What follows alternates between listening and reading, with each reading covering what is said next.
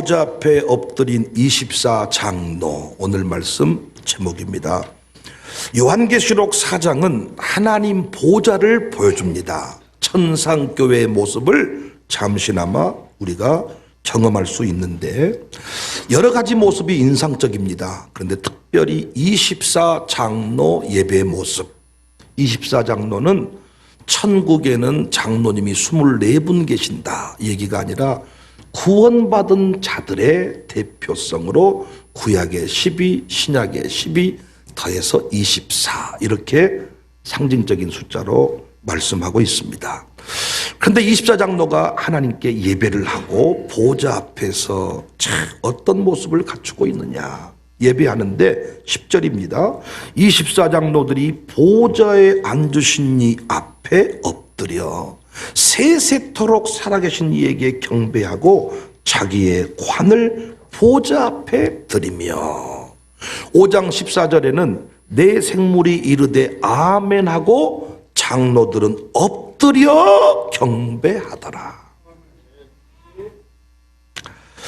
저는 한국교회 부흥을 위해 기도하다가 깊은 것을 깨달았어요. 마룻바닥에서 부흥이 일어났고 마룻바닥에서 치유가 일어났다. 그래서 저는 지금 가는 곳마다 만나는 사람마다 마룻바닥이 대안입니다. 책도 썼습니다.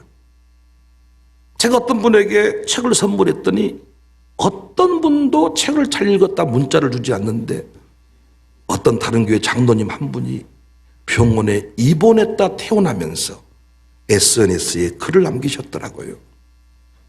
마치 독감으로 입원하는 중에 마룻바닥 영성이 대안입니다. 책을 읽으셨다는 거예요. 그 안에서 많은 것들을 도전받고 자기 인생이 왜 여기까지인지 돌아보게 되었다. 저는 만나는 사람마다 자녀 문제 때문에 고민하고 부흥이 안 된다고 염려하는 목사님들한테도 마룻바닥이 대안입니다. 마룻바닥이 대안입니다. 엎드리면 됩니다. 위대한 역사를 쓴 사람들을 제가 지금 다 찾아보고 그 인생을 추적해 보았더니 항상 위대하게 쓰임받은 사람들의 스토리 가운데 마룻바닥이 나옵니다. 혹자는 천상의 예배니까 카페트에서 오케스트라와 함께 아주 고차원적인 호호호 막 이런 차원의 그 예배 장면을 상상하고 기대했을 수 있지만 하나님 보좌의 24장로의 예배 모습은 그렇지 않습니다. 보좌에 앉으신 이 발 앞에 엎드려 경배했다. 천상교회의 모습을 봤으면 지상교회의 모습도 바뀌어야 됩니다. 여러분과 제가 오늘 또 의자에 앉아 있지만은 우리 예배 자세는 24장로와 달라서는 안 됩니다.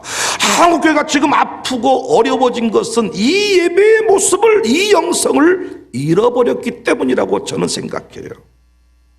엎드리면 부흥이 일어나요. 지금도 마룻바닥을 찾으면 자녀 세울 수 있어요.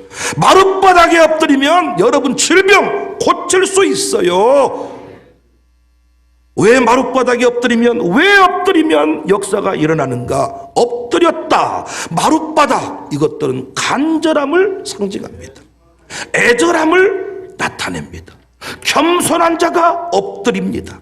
하나님은 간절히 구하고 찾는 자에게 응답하시는 분임을 믿으시기를 바랍니다. 하나님은 겸손한 자에게 은혜를 베푸십니다. 교만한 자를 보고 하나님은 비웃으심이여 활시를 당겼도다. 교만한 자의 목을 잘라버린다는 거예요. 그러나 겸손한 자에게는 은혜를 베풀어 주신다. 잠언 8장 17절입니다. 나를 사랑하는 자들이 나의 사랑을 입으며 나를 간절히 찾는 자가 나를 만날 것이니라. 잠언 3장 34절에 진실로 그는 거만한 자를 비웃으시며 겸손한 자에게는 은혜를 베풀어 주시느니라. 저는 얼마든지 이 영성을 이 내용을 증명할 수 있습니다. 여러분 잘 아시는 에서와 야곱의 인생을 한번 볼까요? 에서는 강한 사람이었습니다. 육체 시대에 강한 체력을 소유했습니다. 에서는 들 사람이었다 합니다. 털복숭이였습니다. 남자 중에 남자입니다. 모든 사람의 선망의 대상이었고 세상적으로 부족한 것이 없었던 사람입니다. 그래서 에서는 어디에서도 하나님 앞에 목마름의 모습을 보인 적이 없어요. 하나님 앞에 간절하게 무엇인가를 찾고 구하는 모습이 없어요. 에서 자손의 본거지는 사해 남부의 바이트, 오늘날로 치면 요르단 남부의 페트라 지역입니다. 천년 요새지요. 우리 가보았죠. 난공불락이죠. 하지만 에서의 자손 에돔은 무너졌습니다. 창세기 25장 30절 야곱에게 이르되 내가 피곤하니 그 붉은 것을 내가 먹게 하라 한지라. 그러므로 에서의 별명은 에돔이었더라. 세상에 난공불락은 없어요. 바벨론도 무너졌어요. 로마도 무너졌어요. 반면에 야곱은 약합니다. 세상적으로 잘난 것이 없었습니다. 창세기 25장 27절 그 아이들이 장성함에 에서는 익숙한 사냥꾼이었다는 거야. 들사람이 되었다는 것입니다. 야성미가 넘칩니다. 야곱은 조용한 사람이었고 장막에 거주했다는 것입니다. 그래서 늘 영적 껄떡거림이 있었습니다. 하나님의 복을 갈망했습니다. 창세기 25, 31절에 보면 야곱이 이르되 형의 장자의 명분을 내게 팔아라. 에서는 그러든지 말든지 배부르면 끝났습니다. 잘 나가니까 힘이 있으니까 이까지 것쯤이야. 아무것도 아니야. 야곱은 어때요? 선천적으로 약합니다. 차자합니다. 장자권에 대한 갈망이 큽니다. 에서에게 없는 모습인데 야곱에게는 나타납니다. 하나님과 씨름합니다. 하나님이 져주셨습니다. 이스라엘이 됩니다. 창세기 32장 24절 25절 보면 야곱은 홀로 남았더니 어떤 사람이 날이 새도록 야곱과 씨름하다가 자기가 야곱을 이기지 못함을 보고 그가 야곱의 허벅지 관절을 치매 야곱의 허벅지 관절이 그 사람과 씨름할 때 어긋났다. 하나님이 져주셨습니다. 깨닫는 게 뭡니까? 선천적으로 강하게 태어난 것이 힘입니까? 저는 선천적으로 좋은 재능 가지고 태어난 것이 저주라고 말하는 게 아니에요. 부족함이 저주가 아니라는 것입니다.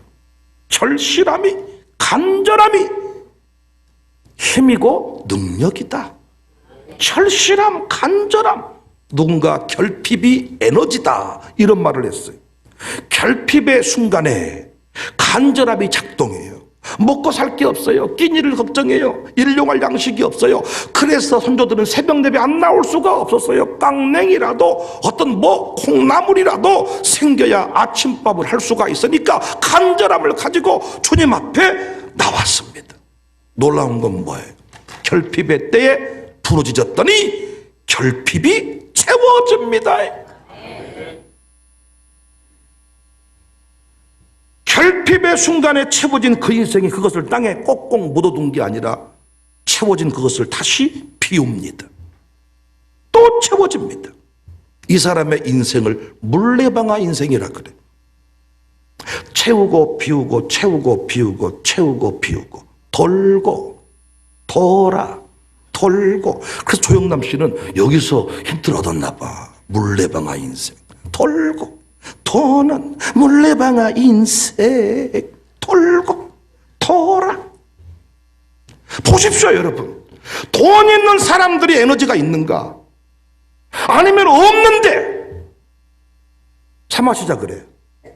내가 자식한테 30만 원 받았다니까? 카페로 모여. 그런데 있는 사람들은요 이런 적이 없어. 항상 없다 그래. 그러잖아요. 못 만나보셨어 있는 사람? 그 사람은 왜 못 쓰냐? 또 건물 하나 지어야 되니까. 그리고 지금 5천만 원 모았는데 지금 1억을 모아야 돼. 못 씁니다. 우리는 어때요? 간절히 기도했어. 나도 차 한 잔 사게 해주세요. 그랬더니 돈이 50만 원이 생겼는데 뭐예요? 어떤 분은 이래, 돈 좀 생겼으면 그럼을 꽁쳐놓고 후일을 생각해야지 한 방에 조져버리네. 당신은 모르는 이야기야. 결핍의 순간에 주께 구해서 자기는 간절히 기도했거든. 나도 밥 한 끼 사게 해주세요. 왔더니 어때? 쏟아버려. 또 없어. 또 구해. 또 생겨. 돌고 돈에. 이런 삶을 사는 분은 오늘 설교 가요. 와, 목사님은 어째 저런 것을 발견하고 저렇게 설교를 하신다냐. 하지만은 결핍을 경험하지 못한 사람, 하나님께 간절히 구하지 못하는 사람, 뭔 소린지 모를 겁니다. 부족함이 발견되었다면 무조건 엎드리면 돼요. 다른 사람보다 키가 적어요. 다른 사람보다 학문이 부족해요. 다른 사람보다 체력이 딸려요. 다른 사람보다 뭐 가문이 현찮아요. 다른 집보다 뭔가 내 조건이 딸려요. 그러면 그걸로 상처를 드러내지 말고 엎드리면 됩니다. 여러분 자녀가 부족합니까? 핑계대지 말고 선생님 탓하지 말고 더 많이 엎드리세요. 다른 집은 30분만 기도하고 간다면 나는 1시간 반 기도해야 되겠다. 엎드리면 채워집니다. 그래서 엎드려 본 사람은요 쉽게 절망하지 않아요. 선조들이 어떤 어려움에도 요동치지 않았던 것은 비굴하게 돈 앞에 영혼을 빼앗기지 않았던 것은 엎드림의 비밀을 알았기 때문입니다. 이 시대의 작은 어려움에도 자살하고 우울증 걸리고 우수수 떨어지는 것은, 요동치는 것은 엎드리지 않았기 때문이에요. 지금도 엎드리는 사람, 엎드리는 교회는 강력한 에너지가 있습니다. 엎드리는 교회는, 엎드리는 사람은 강력한 에너지가.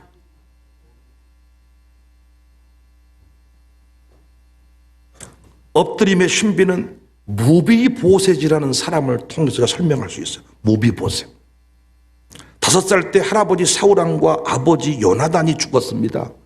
위기 속에서 유보가 안고 도망치다가 떨어뜨렸는데 다리가 망가졌어요. 다리를 절게 되었어요. 아마 뭐 품에서 조금 떨어진 정도가 아니라 어디 바위 같은 데 탁 떨어뜨리지 않았나 싶어요. 철뚝바리가 됐습니다. 사울왕가가 패망해서 요단 동편 로드발에 은신하고 있습니다.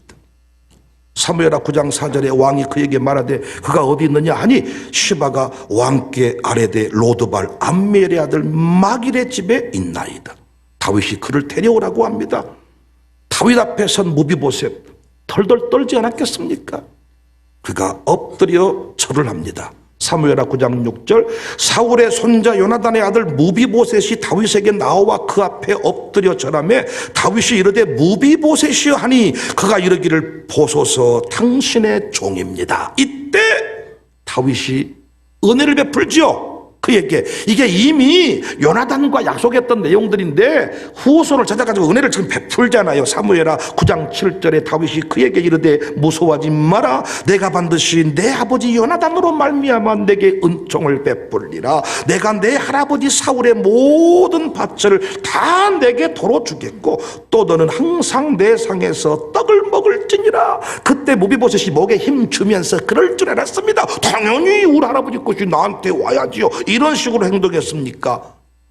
아니면 엎드렸습니까? 엎드렸어요. 엎드렸는데 엎드리면서 하는 말이 참 중요한 말이에요. 저는 지금도 이 고백을 가진 인생은요 반드시 간증을 만들고 자녀 구원케 될 줄로 믿습니다. 이 고백 잊어버리면 안 돼. 사무엘하 9장 8절에 그가 절하에 이르되 이 종이 무엇이기에 왕께서 죽은 개 같은 나를 돌아보시나이까. 여러분과 저는 종놈이라 그랬지요. 종놈은 슬슬 긴다는 말이 맞나요? 아니면 목에 힘을 주고 잘난 척한다는 말이 맞나요? 얼마든지 목사 앞에서 할리우드 액션을 보이면서 잘난 척할 수 있습니다. 목사가 틀렸다고 목사를 몰아낼 수 있습니다. 그러나 당신의 심령이 주님 앞에 죽은 개 같은 나를 돌아보시나이까 겸손함으로 연결되지 않는다면 당신도 조만간에 망합니다. 14년 목회했으니까 연구 조사해봐라 그랬어요. 교회에서 까칠하고 도도하고 잘난 척하며 사는 집 자식이 잘 됐는가? 나는 종놈입니다. 슬슬 기면서 겸손하게 살았던 후손이 잘 됐는가? 10년쯤 살았으니 열매 확인할 수 있을 겁니다. 어떤 길 가실 것인지 선택하십시오. 나는 죽은 개와 같습니다. 그 고백을 했더니요, 수치의 자리가 영광의 자리로 바뀌잖아요. 개 같다고 말했더니 사람들이 개 취급해서 개 같은 인생을 산 게 아니라 나는 죽은 개 같은데 어찌 내게 은혜를 베풉니까? 이랬더니 수치의 자리가 변하여 영광의 자리가 된 줄로 믿습니다. 부모님들이 목에 힘주고 잘난 척 살면 그 가문에 뭐 대단한 게 없지만은 부모가 나는 죽은 개와 같습니다. 엎드린 집 후손들 한번 보시라고요. 한번 찾아보시라고요. 엎드린 집 후손이 망한 적이 있는가? 사람들이 욕을 할 때 왜 개새끼 이렇게 말할까요? 개 같은 놈, 개판, 개독교.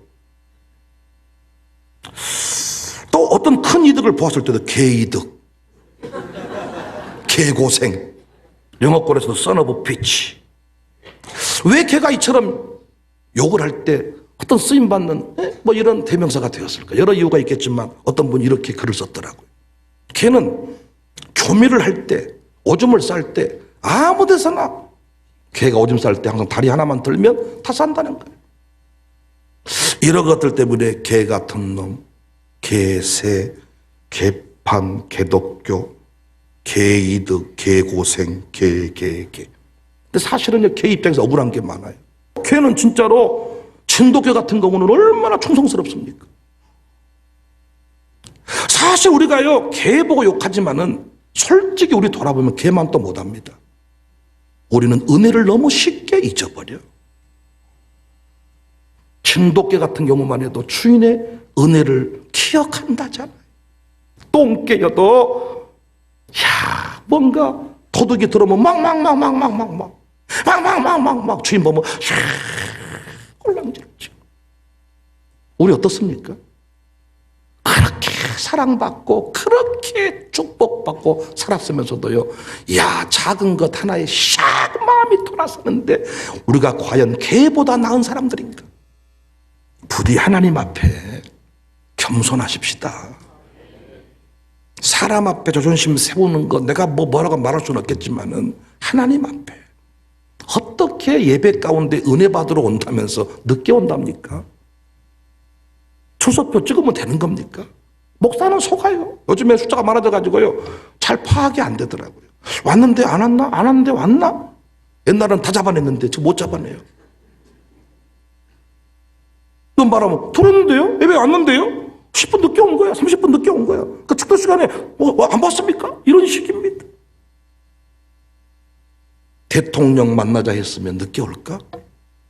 중요한 계약하자 했으면 늦게 왔을까? 꽃단장하고 아마 3시간 전에, 하루 전날에 그 근처에 잠자고 늦지 않게 가지 않겠냐고요.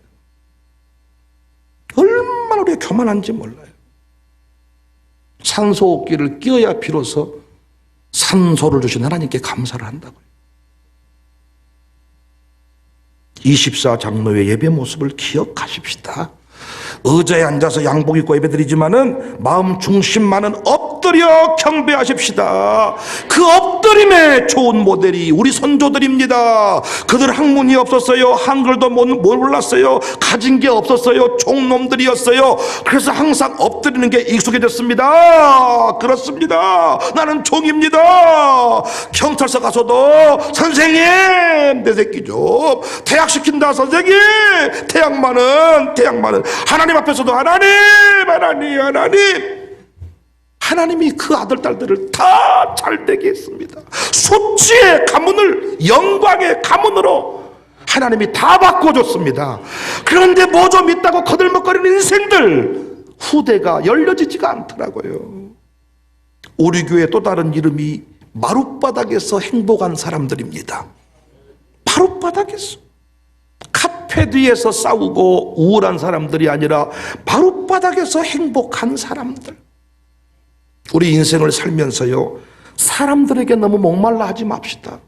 저도 목회하면서 집사님 사랑하며 살아요, 권사님 사랑하며 살아요 얘기했는데 끝까지 사랑 안 하고 니나 사랑하세요, 나는 이렇게 살다 죽을 거니, 이렇게 한 분들이 계시다면 너무 그분 때문에 스트레스 받고 그분 때문에 우울해질 필요 없고 하나님 앞에 엎드려 하나님께 목마르면, 하나님께 간절하면, 하나님께 애절하면 하나님이 다 채워주시는 줄로 믿습니다.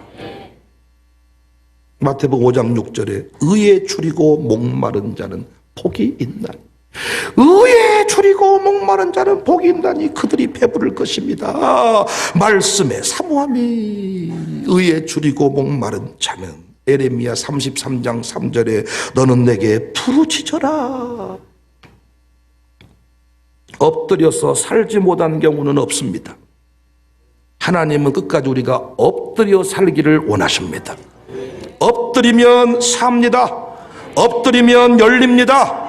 엎드리면 사업장이 됩니다. 저도 그래서 이제 마룻바닥 예배당이 이제 다 정비가 끝나면 아침 시작은 이 통합 채플의 새벽 기도로 시작하고 하루 일과 마무리는 꼭 마룻바닥 예배당에 들러서 하나님 앞에 마룻바닥에서 기도하고 집으로 돌아가려고 스케줄을 조정하고 있습니다. 부르짖는 기도는 이곳에서 하고, 참 마룻바닥은 좁은 공간이니까 조용히 묵상하는 공간, 방석 깔고 무릎 꿇고 앉아있기만 해도 매주 목요일 마룻바닥 기도회에 엎드렸어. 그 정신을 잊어버리지 말자. 우리 교회 예배 모습이 천상의 예배이기를 원합니다. 우리 교회 직분자들이여 24 장로 같기를 원합니다. 자존심 내세우면서 내 당대에는 뭔가 누리는 것 같지만은 그것이 자식을 망하게 하는 길이더라고요. 엎드려 경배하며 드리는 고백이 너무 아름다워. 24 장로가 11절에 우리 주 하나님이여 영광과 존귀와 권능을 받으시는 것이 합당하오니 주께서 만물을 지으셨습니다. 만물이 주의 뜻대로 있었고 또 지으심을 받았습니다. 혼란의 시대에, 어려움의 시대에 다른 거 없습니다. 이곳저곳 찾아다니면서 목말라 하지 말고 엎드려 주님 앞에 기도하십시다. 외줄 타기 명인 닉 왈렌다에 관한 글을 읽었는데요. 닉 왈렌다는 나이아가라 폭포를 건너고 그랜드 캐년을 외줄로 건넌 사람이 돼요.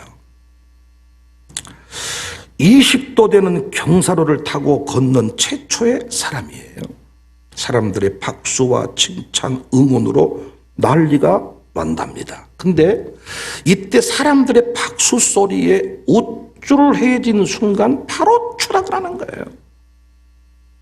그래서 닉 왈렌다는 끝까지 교만한 마음을 내려놓고 겸손함을 유지를 해야 되는데, 그가 어떻게 끝까지 겸손함을 유지하고 안 떨어졌냐?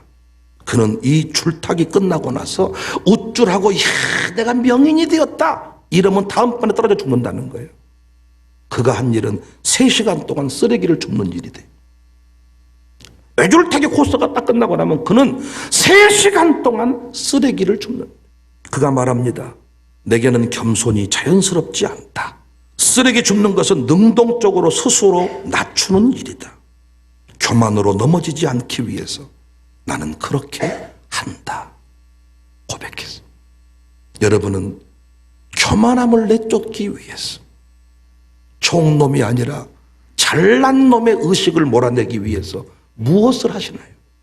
우리 교회가 24 장로의 예배 모습을 잘 간직해서, 그 영성 간직해서 저도 끝까지 버림받지 않고 은퇴 이후에도 멋진 목사이고 싶고 우리 교회가 부흥의 불길이 계속 타오를 수 있기를 주님의 이름으로 축복합니다.